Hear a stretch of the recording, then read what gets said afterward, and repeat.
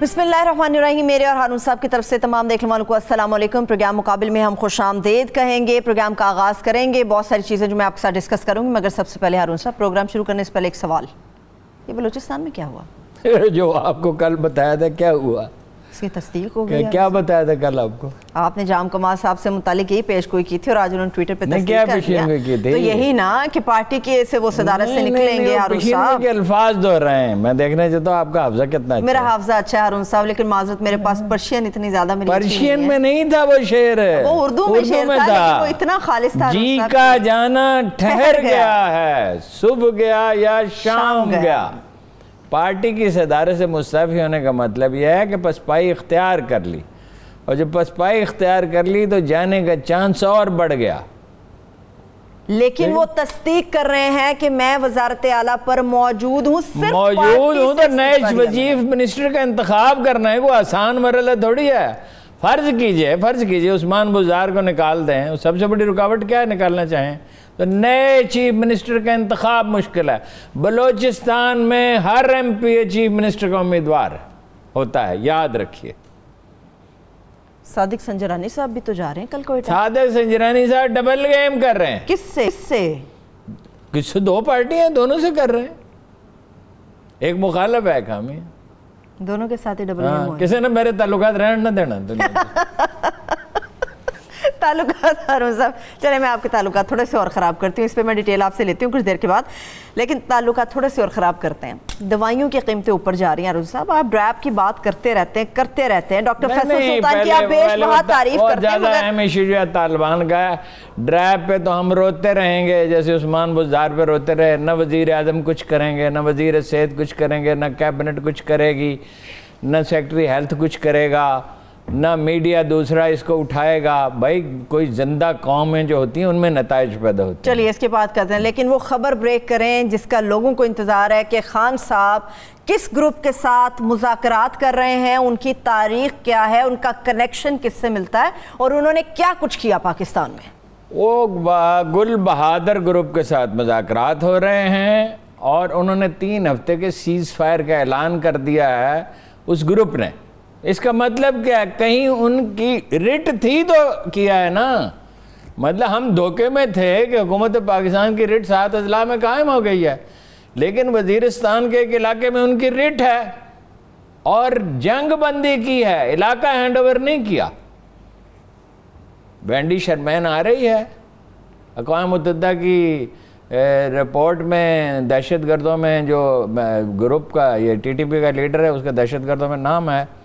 अमेरिकी कह रहे हैं, सुनिए, हमें फ़िज़ाई एक्सेस दें। अक़वाम मुत्तहिदा कह रही है कि तमाम के ख़िलाफ़, अमेरिका भी कह रहा है तमाम के ख़िलाफ़ कार्रवाई करें।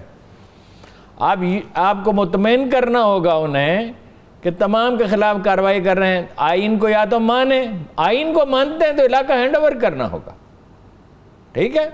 ये तजवीज़ दे रहे हैं आप? तजवीज़ नहीं, ये आइनी ज़रूरत है। तजवीज़ का क्या मतलब है?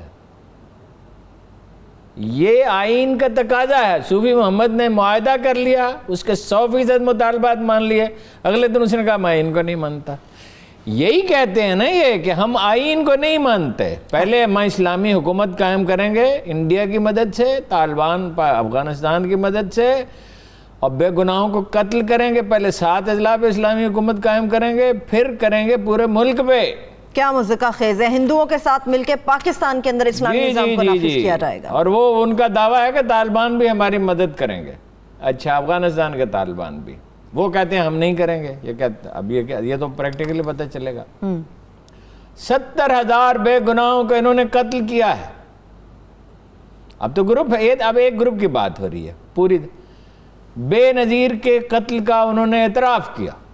2006 में बनी, 2007 में ऐलान हुआ, बैतुल्लाह महसूद एक लीडर तक कत्ल हुआ, फिर दूसरे ने संभाला, वो होते होते अब नूर वली महसूद है। जब नूर वली महसूद बने तो ये उनके लिए कोई नेक फाल नहीं बने, ये 8-10 ग्रुप बन गए। अच्छा, ठीक है, तकसीम हुई। गुल बहादुर ग्रुप, जमातुल अहरार ग्रुप, जो जमातुल अहरार हिंद भी कहते हैं, Hezbollah Amjad Farooqui group, Shehryar Mehsud group, Usman Saifullah group, Punjabi Taliban group, ये लश्कर जंगवी जो है उस्मान सैफुल्लाह ग्रुप को कहा जाता है। और 220 में इन्होंने किए 95 हमले, 140 अफराद शहीद हुए, 80 पख्तूनख्वा में। अब इनकी सरगर्मियाँ 200 अब इस रवां साल में अब तक 95 हमले हो चुके हैं, 105 सितंबर तक का आप बता रहे हैं। अब वो कह रहे हैं हमारा हदफ है सिक्योरिटी फोर्सेस। अब उन्होंने स्ट्रेटेजी बदल ली। अब इनकी जैसे जैसे तालिबान ताकतवर होते कि पहले ये तालिबान को पनाह देते थे 215 तक, 14-15 तक, फिर पाकिस्तान ने दबाव डाला अमेरिका पे, फिर इसके बाद वो इन्हें पनाह देने लगे। वो हमेशा पनाह देते रहे हैं। ये सारा मलबा इंडिया पे न डालें, हक़ाइक़ को तस्लीम करें। रियाज बथरा काबुल में रहता था। मैंने हरम पाक के दरवाजे पर एक आदमी से कहा जो उनका हामी था, जमीयत उलमा इस्लाम का लीडर था, आजकल मौलाना फजल रहमान से नाराज़ है, कि रियाज बथरा कहाँ है। उसने कहा कि मैं अभी तालिबान के एक लीडर से मिल गया हूँ। मैंने कहा उनसे कहते हैं ना कि ये जो बेगुनाहों को कत्ल करते हैं, वो आंखें चुरा, हरम के सामने आंखें चुरा रहा है। इतनी अखलाकी जरूरत नहीं है कि आंखों में आंखें डाल के बात कर। कहने लगा वो खुद छुप जाते हैं। मैंने कहा तुम झूठ बोल रहे हो, खुद छुप जाए, हरम के सामने को अंदाज़ा लगाएं। ठीक है, तो ये मैंने कहा बहुत से लोग दोनों तरफ खेल रहे हैं, विकेट के दोनों तरफ। ठीक है, फिर ये वो इन्हें पनाह देने लगे। हद ये है कि अभी वाक़यात हुए कि तार काट के, कितना मुश्किल काम है, कितने वेल ट्रेंड हो गए, जब बाढ़ लगी उसको काट के वहाँ जाने के बाद गश्त बढ़ानी पड़ेगी, कार्रवाई तादाद बढ़ानी पड़ेगी, बहुत सख्त कार्रवाई करनी पड़ेगी इनके खिलाफ। बातचीत करें बातचीत, मगर जो आइन को माने और जमानत दे। सूफी मोहम्मद तो वादा करके मुकर गया था, और ये भी कई दफा वादा करके, जंग में तो धोखा होता है, शक व शुबा नहीं, आदमी का करैक्टर देखा जाता है। ठीक है, आप अक़वाम मुत्तहिदा की रिपोर्ट को और सब किस तरह से देखते हैं जो तहरीक तालिबान पाकिस्तान से अक़वाम मुत्तहिदा की रिपोर्ट? ठीक है ना जी, अक़वाम मुत्तहिदा की रिपोर्ट है, अमेरिका की रिपोर्ट तो नहीं। अमेरिका की रिपोर्ट तो हम मानते ही नहीं है। अच्छा, हमारे ISI के चीफ ने कहा अफगान और पाकिस्तानी तालिबान एक ही सिक्के के दो रुख है। क्यों कहा?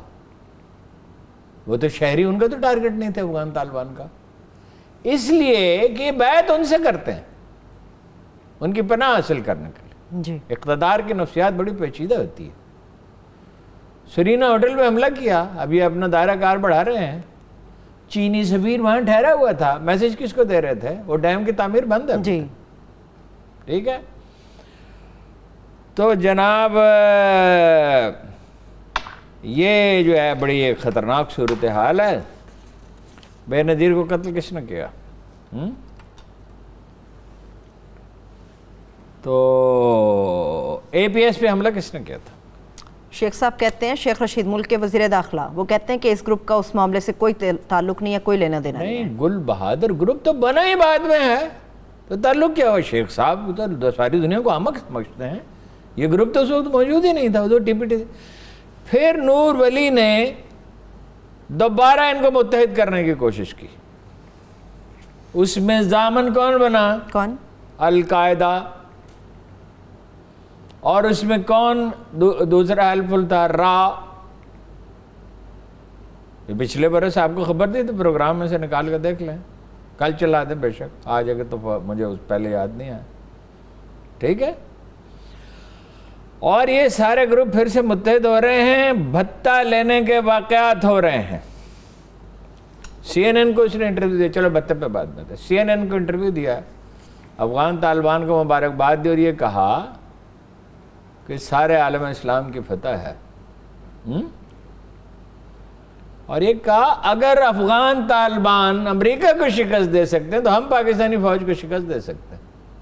वो तो खैर सवाल ही नहीं पैदा होता। पाकिस्तान आर्मी अमेरिकन आर्मी थोड़ी है, और 6,600 किलोमीटर के फासले पर तो वाक़ई नहीं है ना। ठीक है, उस बात ये तो है 6,609 मील है मेरे ख्याल। अच्छा, तो दूसरे इसने जंग ऑलरेडी जीत चुकी है, अब तो आती की दुम बाकी है ना, तो ये तो उनसे निमट लेगी। अमेरिका कह रहा है फ़िज़ाई एक्सेस दें। फ़िज़ाई एक्सेस क्यों दें? पाकिस्तान आर्मी खुद करेगी। पाकिस्तान आर्मी कोई इतनी कमज़ोर है कि इनसे निपट ना सके। इमरान खान की कोशिश ये है कि बातचीत से मसला हल हो जाए। लोग जैसे बलूचिस्तान में 300 आदमी ने हथियार डाले, कुछ लोग हथियार डाल दें जो आम कारकुन है, जो मैंने कल भी कहा था। लेकिन जो वो लोग थे, शेख रशीद साहब बड़ा है सियाने हो गए यार अचानक, हम तो बुद्धू हैं, वही सियाने हैं। ये भाई इस ग्रुप का वजूद ही नहीं था उस वक्त, इस ग्रुप का वजूद तो बाद में हुआ। बहरहाल ये जितना जिस कदर हारून साहब पेचीदा मसला है, इस पे पार्लियामेंट का मुशतरका इजलास बुलाने की भी डिमांड की गई है। पार्लियामेंट के बहस होनी चाहिए। आप लोगों को पार्लियामेंट बड़ी आदत है। हारून साहब वोट लेके वो लोग पार्लियामेंट के फोरम पर पहुंचते हैं, अवाम जानना चाहती है कि हमारे नुमाइंदगार क्या करते हैं। में सीट खरीद के वहां पहुंचते। अच्छा, जैसे जैसे तालिबान जो है वो मजबूत होता गया अफगानिस्तान में, इनकी ताकत बढ़ती गई। तालिबान को इन्हें चेक करना चाहिए था, लेकिन हम उन्हें एक राय दे सकते हैं कि वो अपनी मुसीबत में फंसे हुए थे, उस वक्त अपने हामियों को वो डिस्करेज नहीं कर सकते थे, ये उनकी तरफ से लड़ते भी थे। ठीक है। अब जनाब भत्ते के वाक़यात हो रहे हैं। औरंगज़ई में, पाड़ा चिनार में 50 लाख तक का भत्ता डिमांड किया जाता है। 50 लाख एक वाक़े में 50 लाख भी मांगा गया। ठीक है। कुछ लोगों को कत्ल किया गया कि आप मुखबर है पाकिस्तान आर्मी के। ठीक है। पहले मलकों को कत्ल किया था ना बड़े पैमाने पर। मुझे लगता है कि एक दफ़ा फिर अपना बड़े पैमाने की कार्रवाई होगी अगर ये ना माने नहीं। उन्होंने कहा था हम आइन को मानते ही नहीं, हम माफ़ी नहीं मांगेंगे। अगर ये लोग पाकिस्तान हथियार डाले तो डेफिनेटली फिर पाकिस्तान को माफ़ करेंगे। वो उनके नज़दीक वो उनके खत का मतन है। हारून साहब पाकिस्तान तो हथियार नहीं ना डाल सकता। ये जो 5 लाख की फौज है जो 20 साल से कामयाब जंग लड़ रही है, जिसने ऐसी फतह हासिल की अल्हम्दुलिल्लाह कि तब उसकी नज़ीर नहीं है, ना आलम अरब में उसकी कोई नज़ीर नहीं। अमेरिका हारा, आलम अरब की हुकूमतें जो है वो इस तरह उड़ गई जैसे कहा जाता है कि बाज़ हुकूमतें जैसे रोज़ क़यामत पहाड़ रुई के गालों की तरह उड़ेंगे, हैं, रेत बन जाएंगे, उड़ गई। तो पाकिस्तान में क्या हुआ? पाकिस्तान में तो हर गुजरते दिन के साथ टेररिज्म कम होता गया। बाजारों पे हमले होते थे, मार्केटों पे होते थे, ऐसे के दफातर GHQ पे हमला हो गया, शहीद हो रही थी। इसके बाद क्या रह गया था? वो तो एक आदमी था सिपाही, उसे पूछा GHQ में वो दाखिल हो, खास हिफाजती इंतजाम ने ख्याल ही नहीं था, ये गुमान ही नहीं था इतनी जसारत भी वो कर सकते हैं। मैं राह तो कर सकती थी ना। खाजा खेला में आपको पता स्टेट ऑफ आर्ट हॉस्पिटल था हाइट पे, स्टेट ऑफ आर्ट, पाकिस्तानी अस्पतालों से बेहतर खून तब्दील करने का, जख्मियों का इलाज करने का। वो सिपाही को उसने कहा कि चीफ कहाँ बैठता है? भाई बाहर तो चंद मुहाफिज खड़े थे, उन्हें शहीद किया, अंदर दाखिल हो गए। अंदर तो कोई ऐसे हिफाजती इंतजाम तो नहीं होते। गेट से गए, मुझे मेरे जहन में उसका पूरा नक्शा मैं बना सकता हूँ, मेरे जहन में था, मैं पहले से बनाता। अच्छा, उन्होंने कहा चीफ कहाँ बैठता? उसने कहा मुझे नहीं पता। ये हो सकता है उसको पता ना हो। उसने अपनी जान दी। ये है पाकिस्तान आर्मी। ठीक है, सही, ठीक है।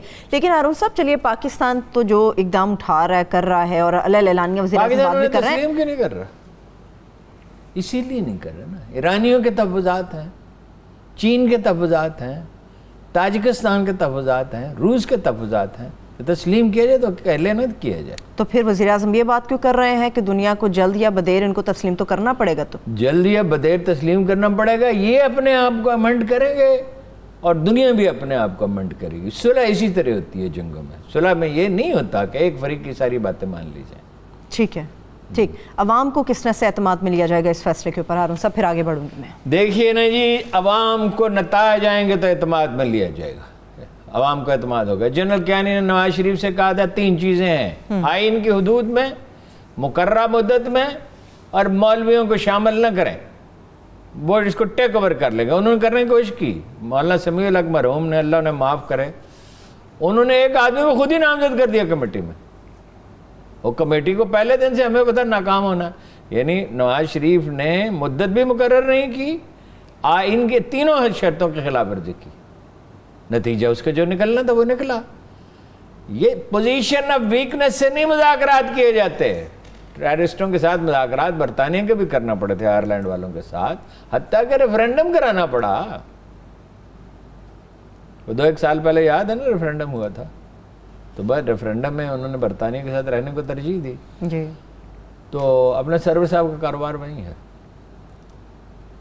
अगर वो अलग भी हो तो कारोबार इनके जरिए रह सकता। फिर मैं सवाल करती हूँ, फिर आप कहते हैं छोड़ें इसको, रहने दें, अभी फिर कभी बात करेंगे। खुद ही इस तरफ ले आते हैं चौधरी सरवर साहब की तरफ आप।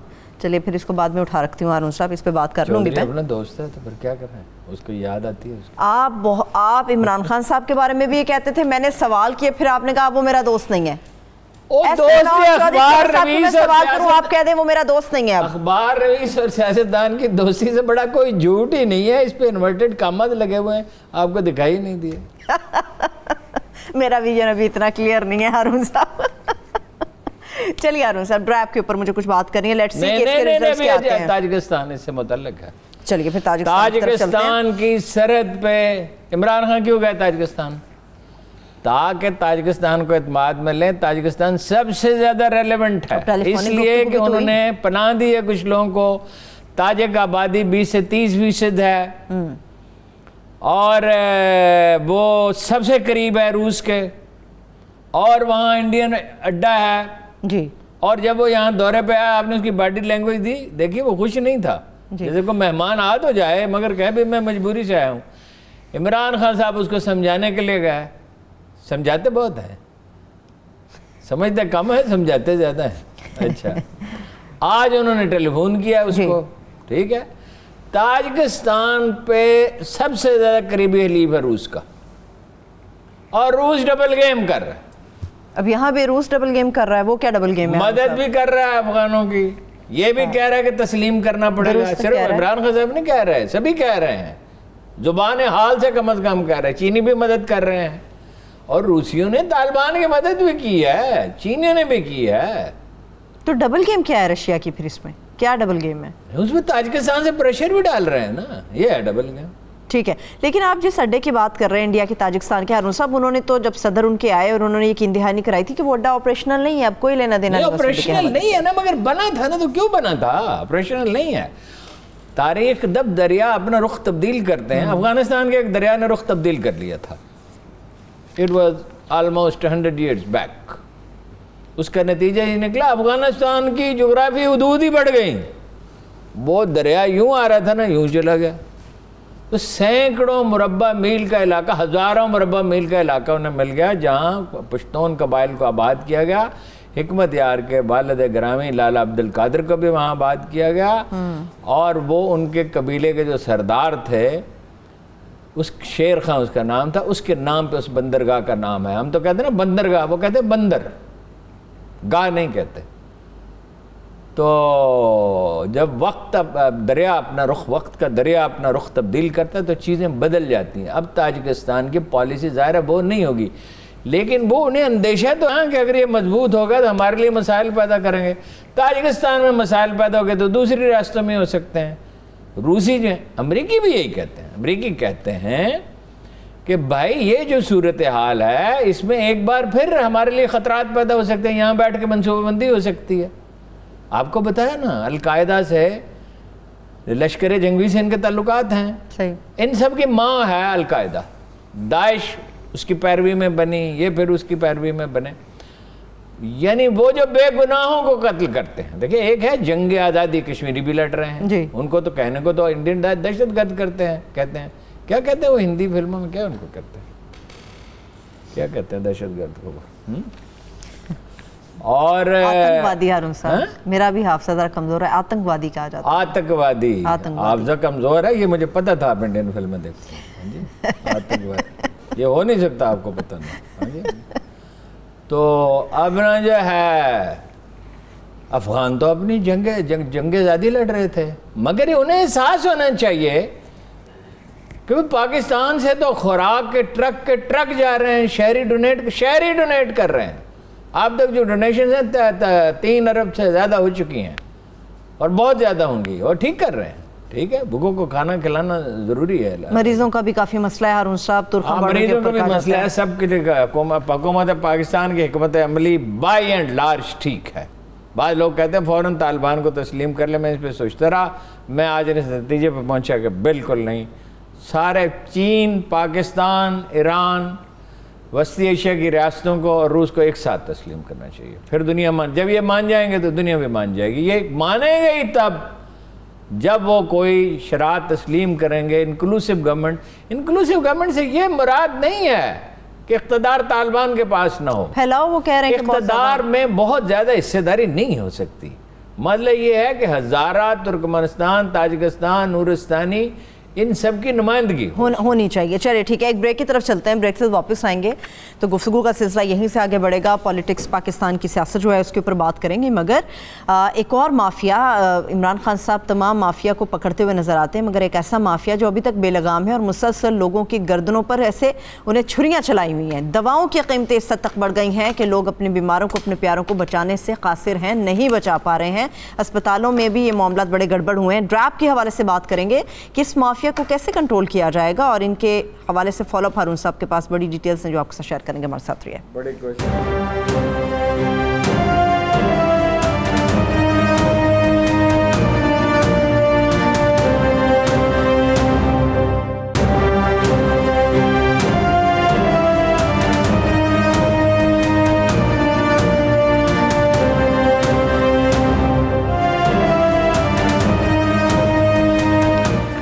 Welcome back. ड्रैप से मुतालिक तो आपके साथ डिटेल्स हम शेयर करेंगे, मगर हारून साहब चूँकि तालिबान से मुतालिक और पाकिस्तान के इक़दाम से मुतालिक बात कर रहे थे, अमेरिका के थिंक टैंक की रिपोर्ट आई है कि ठीक है, पाकिस्तान ये हौसला रखता है कि अस्करियत पसंदों के ख़िलाफ़ कार्रवाई करे, जोहरी हथियारों की हिफाजत करे, मगर इसके बाद अब पाकिस्तान में अस्करियत पसंदी का जो है उनका हौसला भी बढ़ा है। यहाँ पर दोबारा से शोरश उठेगी, यहाँ पर दोबारा से अदम इस्तेहकाम पैदा हो सकता है इस इक़दाम के बाद। ये अमेरिका के थिंक टैंक की रिपोर्ट है। ये बात तो मैं आपसे कह चुका हूँ, उन्होंने इसमें ऐड कर दिया एटमी प्रोग्राम जी, चूँकि पाकिस्तान पर नफसियाती दबाव डालना मकसूद है।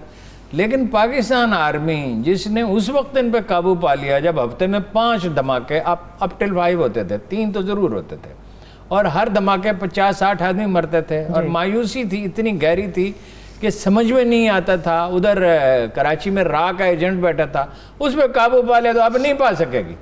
एक देखिए, डिसीजन जंग से पहले एक खामोशी होती है, कोशिश की जाती है सुलह की।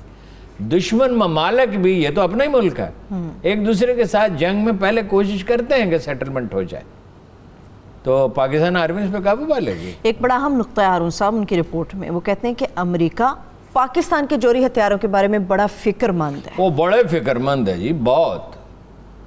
रोज अपना पैसे भेजते हैं अपना के अपना वहाँ उसके हिफाजत। पाकिस्तान का जो हिफाजती निज़ाम है दुनिया में दी बेस्ट है। उसकी वजह है कि शिकायत पैदा हुई थी ना एक छोटी सी जी, तो उसके बाद पाकिस्तान ने ऐसे शानदार इंतजाम किया है। Best major general Pakistan army का हमेशा उस पर लगाया जाता है, उसको बेहतरीन लोग दिए जाते हैं। यही वजह है, इसीलिए जाहिर है यही वजह है। चलिए ठीक है, एक और वजह वो है ड्रैप की। हारून साहब क्या वजह है? हम हर बार रोते हैं मगर हमारे आंसू, हमारी तकलीफ मुल्क के वज़ीर आज़म को नजर नहीं आती। बुज़दार पे सारा मुल्क नहीं रो रहा, सारा पंजाब में 12 करोड़ आदमी रो रहे हैं। बात यह है कि ये केस वैसे डिफरेंट है। ये केस ये है कि वो चकमा देने में अपना और जो लोग शैम्पू मंगवा सकते हैं, दुआएं जान बचाने के नाम पे, शैम्पू से जान बचती है। हजमूला मंगवा सकते हैं, ये फेस क्रीमें मंगवा सकते हैं, जो हजारों दुआओं को गैर कानूनी तौर पर रजिस्टर इस तरह करते हैं। कानून में लिखा है रजिस्ट्रेशन, वो उनका इनलिस्टमेंट, और वो 100 रुपए की दुआ 2000, 4000, 5000, 6000 रुपए जितने में जिसका दिल किया। उसके पीछे 50 फैक्ट्री ओनर्स खड़े हैं ना, फार्मास्यूटिकल इंडस्ट्री खड़ी है, जो ब्रीफ केस में करोड़ों रुपए कैश डाल के ले जाते हैं, उस फैक्ट्री की मेज के नीचे छोड़ आते हैं। अभी इस फैक्ट्री ने पैसे लिए ये नहीं लिए, लेकिन ये जो एक्सटेंशन हो रही है आसम राव की, हर 3 महीने के बाद एक्सटेंशन, PhD की डिग्री उसकी साबित हो गया जाली है। मुकदमा चल रहा है अदालत में, अब अदालत फैसला करे, फैसला तो फाइनल अदालत का होगा, मगर हायर एजुकेशन कमीशन तो तस्लीम नहीं करता उसकी डिग्री को, और वकील जो हैं सरकारी वो तैयारी करके जाते नहीं है। क्या मतलब ऑटोमेटिकली वो उसका मुल्जिम का साथ दे रहे हैं? आपका ये मतलब है? इसका और क्या मतलब है? इस पे तो तहकीक होनी चाहिए। आप मुझ पे पाबंदी लगवा कर रहेंगे, मुझे लगता है। इसका और क्या मतलब है? तहकीक वजीर आजम साहब को फुर्सत हो तो तहकीक हो। वो अंधा एतमाद करते हैं डॉक्टर फैसल पे और सेक्रेटरी हेल्थ पे सेक्रेटरी हेल्थ हर दफा लिख के भेज देता है कि इसको 3 महीने की एक्सटेंशन दे दे। एक आदमी है, उसके मामलात मशकूक हैं, कोई बंदा नहीं मिलता वहां लगाने के लिए। It's a mafia. 2014 से ये माफिया मुसल्लत है। इनकी फैक्ट्रियां हैं पाकिस्तान में, इंडिया में, तुर्की में, पता नहीं कहां कहां इनकी फैक्ट्री। हारून साहब छोड़े, जो बंदा 2 दफा मर के जिंदा हो गया उसके ऊपर हाथ डालने को कोई तैयार नहीं है। एक दफा मरा वो 2001, तारीख इंसानी का वाहिद आदमी है, हालांकि हजरत ईसा का दौर भी नहीं है ये मरा हुआ जिंदा हो जाए। 2 दफा जिंदा हुआ, PhD की डिग्री जाली है, ठीक है। इनकी तनख्वाहें इसकी 2009 से बढ़ाई गई, बैक डेट से। PhD का अलाउंस लेता रहा, कमेटी ने कहा पैसे वापस करो, ठीक है। जायद साहब होते थे, एक पूरा नाम क्या है जायद साहब? उबैदुल्लाह जायद सईद, बड़े बड़े जबरदस्त अफसर।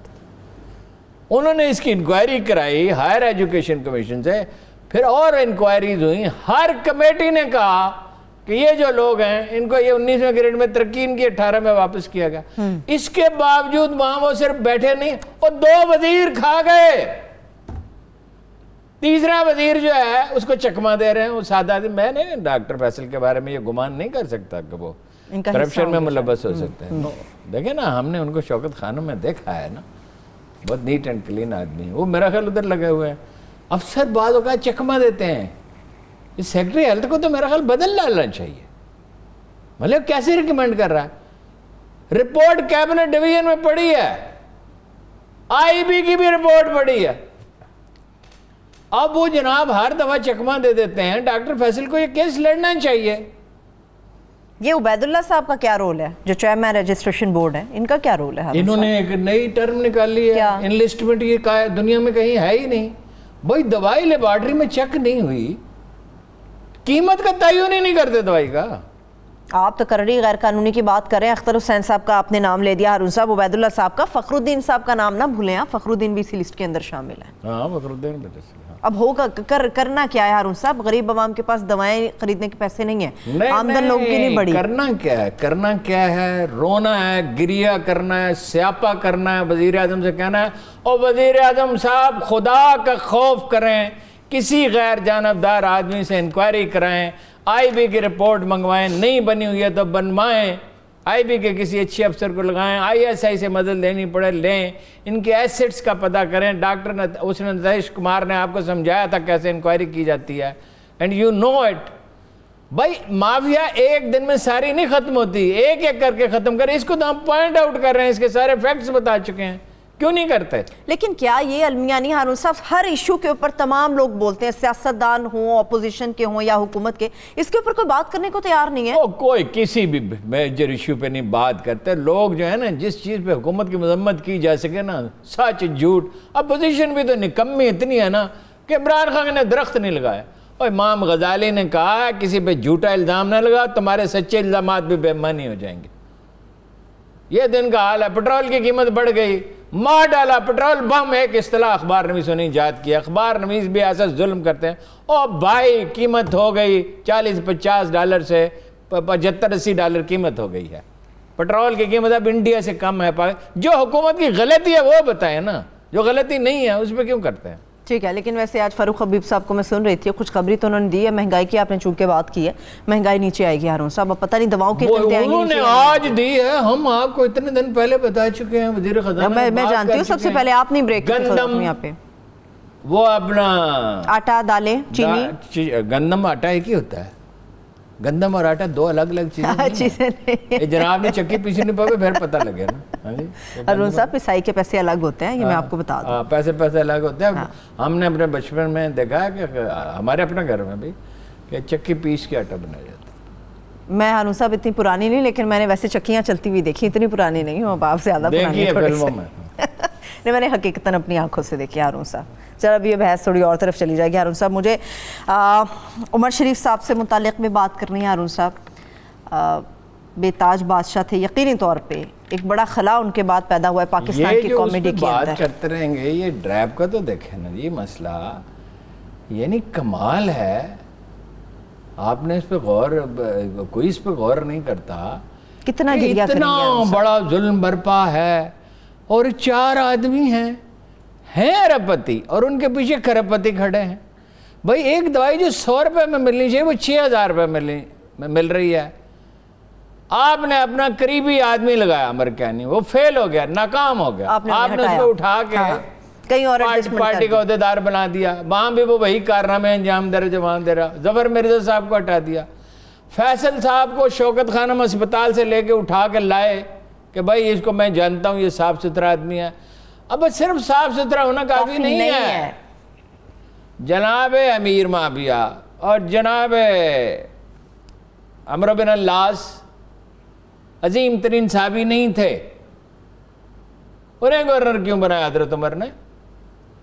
इसलिए कि हर पेशे हर काम के लिए एक आदमी चाहिए होता है, उनमें इंतजामी सलाहियत थी। बात ही नहीं मानते थे, मगर अमन था, तरक्की हो रही थी, रास्ते महफूज थे, ठीक है, गरीब आदमी की परवरिश हो रही थी, तो लिहाजा डांट डपट कभी कभी कर देते थे, कभी कभी वो भी पैसे खड़े हो जाते थे, कहते बिला वजह ही डांट रहे हैं अमीरुल मोमिनीन है, उनके खुतूत हैं ऐसे, अमीरुल में ऐसे बिला वजह मुझे डांट दिया।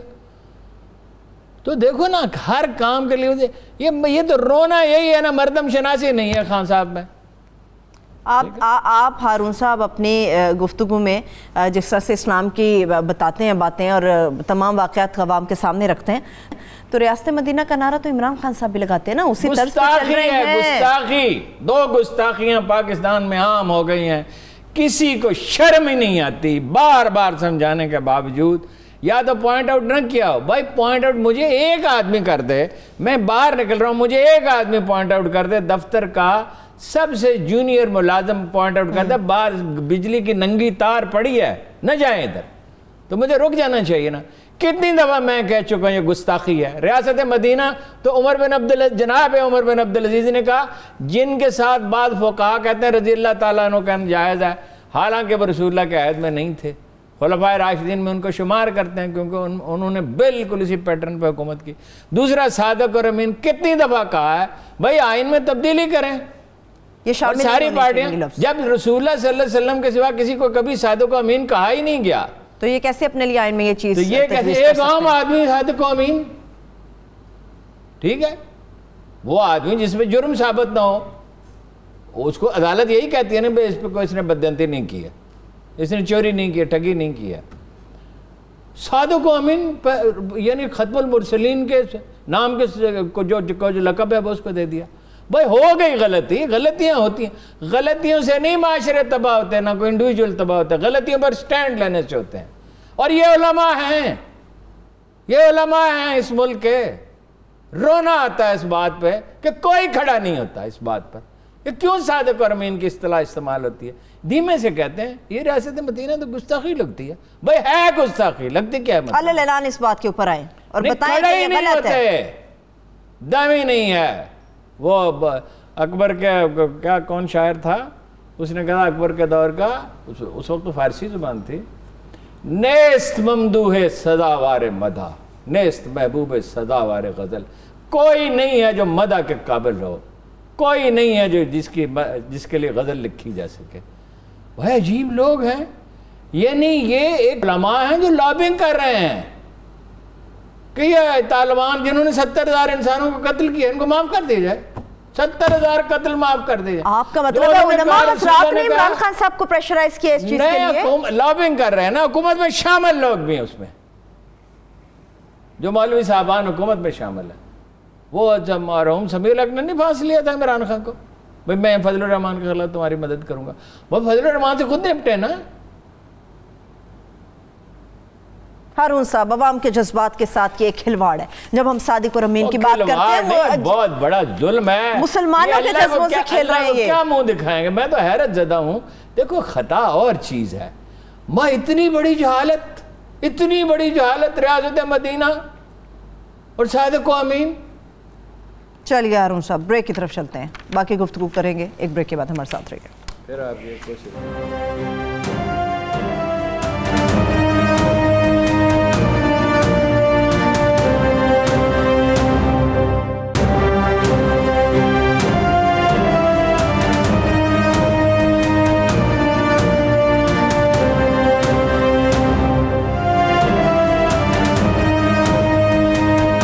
ब्रेक के बाद एक बार फिर से प्रोग्राम में हम आपको खुश आमदेद कहेंगे। हारून साहब, कंटेंट तो आगे बढ़ाऊंगी, मगर वो जो खुसर फुसर आप करते हैं अकेले बैठ के फ़ोन के ऊपर, कुछ चीज़ें होती हैं, कुछ बातें होती हैं जो छुपा लेते हैं, वो बदल बताएं। आप मेरी जासूसी करती हैं? क्यों ना करूं। अच्छा माशाल्लाह, आपको पता नहीं किसी की जाती गुफ्तगू सुना? नहीं, नहीं, ऐसी कोई खुफिया बात नहीं है, सिर्फ ये है कि उसकी तफसीलात नहीं बयान की जा सकती, इसलिए कि हर पेशे में, हर अदारे में, हर इंस्टीट्यूशन में कुछ आदाब होते हैं। पहले मैं नाम लेके बताता रहा, लेकिन अब मैं नाम नहीं ले सकता, और वो इसलिए नहीं कि कोई पाबंदी है या कोई अंदेशा है उसमें। चैनल, एक बड़ा चैनल एक हाथ से दूसरे हाथ में मुंतकिल हो गया है। आज कारकुनों से उन्होंने खिताब किया है, जिस नए आदमी ने ख़रीदा है उसने कहा वजारत से इस्तीफ़ा दे दिया है, और मेरी सियासी वाबस्तगी अगर है भी तो वो असरअंदाज मेरे कारोबार पे कभी नहीं हुई। तो कारोबार अलग है, मैं आप उनको मोटिवेट की, उसे मोटिवेट करने की सलाहियत है। और ये भी एक पहलू ये भी है कि वो मतलब ये है कि तबन फैयाज आदमी है, शौकत खानम की बड़ी मदद करता रहा है, इसीलिए वो पार्टी में भी उसकी अहमियत हो गई। और 10% तनख्वाहें बढ़ा दी हैं, और वो जो 50,000 से कम थे उनकी 10,000 से ज़्यादा बढ़ा दी हैं। तो बास का जो है, तो वो जिसकी 18,000 थी उसकी 10,000 बढ़ गई, तो उसकी तो 55% बढ़ गई। और कहा कि आप लोग एक फैमिली हैं और इंडिपेंडेंटली काम करें, और बिल्कुल नहीं। और मीडिया ज़ाहिर है, चैनल तो वही चलता है जो इंडिपेंडेंट हो, ये तो एक सादा सी बात है, इसमें तो कोई अजूबा नहीं है। बैंक उन्होंने ख़रीदने के लिए वो बात कर रहे हैं, उस बैंक में लॉस है 7 अरब रुपए का। 7 अरब रुपए का लॉस नहीं, उसको कहेंगे होल है, यानी 7 अरब रुपए के ऐसे लोन्स हैं जो पे नहीं हो रहे थे।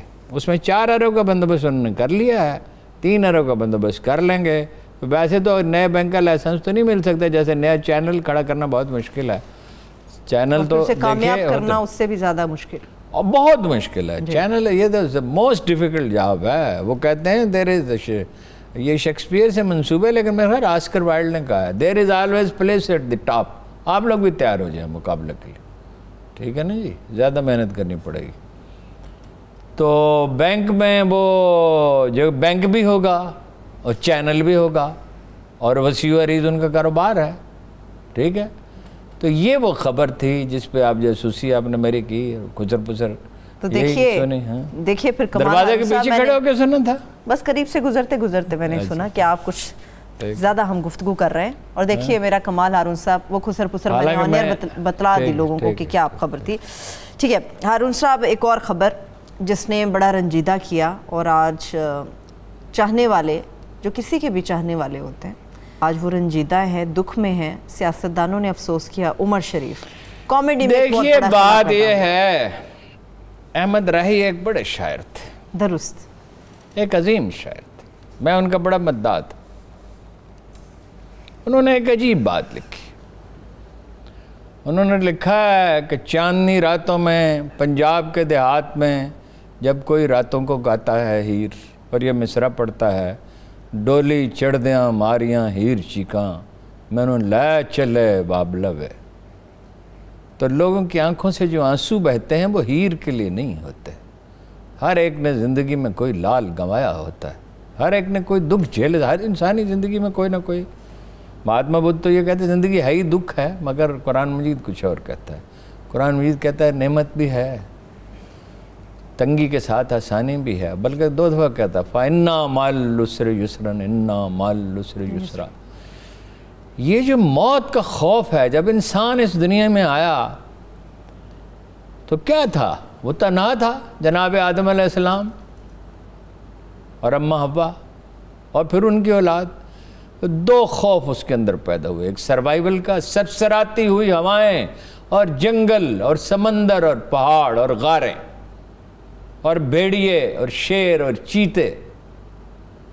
2 खौफ, एक सर्वाइवल का जो है वो सर्वाइवल की इंस्टिंक्ट फिर उसके अंदर पैदा हुई कि हर सूरत में मुझे सर्वाइव करना है, और मौत का खौफ, मौत बड़ी भयानक चीज़ है।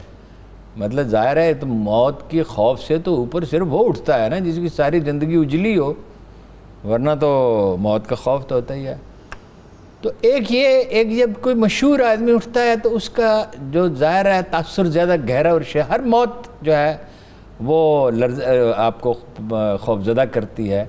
लेकिन जब एक मशहूर आदमी उठता है जिसकी जो आपकी ज़िंदगी का हिस्सा बन चुका होता है। लेकिन इस ज़माने में फिल्मी अदाकार अदाकाराएँ, ये टीवी पे बहुत से लोग जो मज़ाहिया प्रोग्राम पेश करते हैं, और जिसमें कभी ये तजिया करना चाहिए कि सोशल फैब्रिक को कितना फ़ायदा पहुंचाते हैं, कितना नुकसान पहुंचाते हैं। ये आज इसका मौका नहीं है, आज ताज़ियत का मौका है। देखिए, उसमें जो ख़ास बात है वो ये है कि कुछ लोग एक काम के लिए पैदा होते हैं, उसकी इतनी सलाहियत उनके अंदर होती है। देखिए, उसने वो अदाकार नहीं था सिर्फ, भाई वो तो बहुत सारे हैं और बहुत अच्छे हैं। मतलब मोइन अख्तर खुद एक क्लास था, जिससे कंपैरिजन खुद इनके हीरो मुनव्वर ज़रीफ थे। लेकिन ये अजूबा नहीं है कि 14 साल की उम्र में, 42 बरस पहले 14 साल की उम्र में वो एक ऐसे ड्रामे में अपीयर हुआ जिसके लिए उसके स्क्रिप्ट उसको चंद मिनट पहले हाथों में थमाया गया, एक बच्चा नजूमी का। और जैसे ही वो ड्रामे से बाहर निकला, इतनी तालियां बजी कि उसको 5,000 रुपये नकद दिया गया। 42 साल पहले 5,000 रुपये मेरी सैलरी नहीं थी। एक मोटरसाइकिल दिया गया, उस मोटरसाइकिल के लिए पूरे साल का पेट्रोल दिया गया। फिर उसने सिर्फ वो अदाकार नहीं था, उसने 70 ड्रामों के स्क्रिप्ट लिखे, उसने 400 मुख्तलिफ किरदार अदा किए। 400 Guinness world book of record में शामिल है या नहीं है, हो सकता है, मेरा ख्याल है। उसने सिर्फ अदाकारी नहीं की, वो हदायतकार भी था, स्क्रिप्ट राइटर भी था। उसने 4 फिल्में भी बनाई। ही केम टू लाहौर, उसने एक सिनेमा को थिएटर में बदल दिया। एंटरप्रेन्योर भी था। मिस्टर चार्ली और मिस्टर 420 और मिस्टर चांद बाबू 6 से कोई ताल्लुक था उसको। चांद बाबू, चार्ली, कभी कभी कुछ खास इनसे, हाँ जी, नहीं, हाँ, कुछ लोग का रुझान कुछ चीज़ों की तरफ होता है। तो देखिए, वो 3 ड्रामे उन्होंने ऐसे लिखे। बकरा किस्तों पर, और कौन सा? बकरा किस्तों पे था, बहरूपिया था हारून साहब। बकरा किस्तों पे इतना पॉपुलर हुआ कि उसकी 4 मजीद अक़सात लिखनी पड़ी। उस वक्त उसका गलगला उठा। अच्छा, उसके फैन सिर्फ पाकिस्तान में नहीं थे। He was a very very confident person. वैसे स्टेज पे कॉन्फिडेंट लोग ही चलते हैं, फिल्म में ज़रा कम कॉन्फिडेंस में दोबारा रीटेक हो। जहाँ जहाँ उर्दू बोली समझी जाती है अरुण साहब, वहाँ पर देखिए ना, वो जब पहली दफ़ा गया है वहाँ, BBC ने आज जो उस पर नशर किया प्रोग्राम, जब वो पहली दफ़ा गया है इंडिया में, एक इंडियन अवार्ड था, तो वो पाकिस्तान, उनको इंडिया से कोई आदमी नहीं मिला, उन्होंने इसको बुलाया और उसने कहा कि पहली दफ़ा मैं अमिताभ बच्चन को जिंदा देख रहा हूँ। तो वो कुछ हैरान हुआ, क्योंकि वो तो अपने आप को देवता समझता है ना। कभी कभी इमरान खान साहब उसे डांटते, एकदम मैं डांटता हुआ देखा था उसको, वो कभी आपको बताऊँगा। उसको कहते हर इश्तहार में आ जाते, साबन के इश्तहार में आ जाते हो। वो कहे ब्रेड एंड बटर का मसला, उन्होंने कहा तुम्हारा ब्रेड एंड बटर का मसला कभी हल ही नहीं होता। तो वो जो है, उसने पहले तो उसने हैरत से देखा कि मुझ पर तंज कर रहा है। फिर वो इतना हंसा कि उसकी आंखों में आंसू आ गए, जो मतलब जो फर्त मसरत से आ जाते हैं ना। शाहरुख जो मतलब ये है कि super hero, again super hero, वो भी उसका फ़ैन था। आज जो वहाँ सबसे पॉपुलर प्रोग्राम है वो क्या, कपल, उसने भी कहा कि वो एक लीजेंड था। अच्छा, कपल की जो ड्रामे में रहनुमाई की है, मतलब ये प्रोग्राम है, वो पाकिस्तानी एक अदाकार ने की है, उसको सिखाया, उसमें काम भी करता रहा। विक्की नाम है उसका, नसीम विक्की। अच्छा, आपको पूरे नाम याद होंगे? पाकिस्तानियों के नाम तो याद होंगे। अच्छा, तो बहुत गैर मामूली टैलेंट था। 3 अदद शादियां फरमाई। तीसरी बड़ा इंटरेस्टिंग कैरेक्टर है। तीसरी बीवी जो थी वो उसके साथ थी और वो कमाल खातून है। उनका मुकदमा चल रहा था, 11 करोड़ रुपए के एक फ्लैट का मुकदमा चल रहा था। तो अदालत ने पूछा कि भाई आपके तो दस्तखत हैं। अच्छा, उसने ये नहीं कहा दस्तखत नहीं है, उसने कहा मैं मरीज हूँ, उसका यादाश्त मेरी ख़राब है, मुझे तो याद नहीं, कर दिए होंगे, शायद कर दिए होंगे, ना कर दिए होंगे, ये गलती से कर दिए होंगे। उस मुकदमे का मैं शी वेंट विद हिम, यानी अजीब बात है कि दोनों में मुकदमा चल रहा है। घर के हवाले से हारून साहब चंद सेकंड और चंद सेकंड का जवाब, मोइन अख्तर साहब उनको आप किस कैटेगरी में fall? Moin Akhtar was another class, वो हमारा तो मिजाज है ना। मंटो ने कहा था कि जो आदमी मर जाता है उसे हम रहमतुल्लाह अलैह की खूंटी पे ड्राई क्लीन करके लटका देते हैं। ये ही was very popular, Umer Sharif. अच्छा, नाम उसका उमर था, जब उमर शरीफ पॉपुलर हुआ ना मिस्री अदाकार, तो इसने उमर शरीफ कर लिया। चलिए, बहुत शुक्रिया, थैंक यू सो मच हारून साहब। मेरे तमाम देखने वालों को शुक्रिया, अपना ख्याल रखिए, अल्लाह हाफिज़।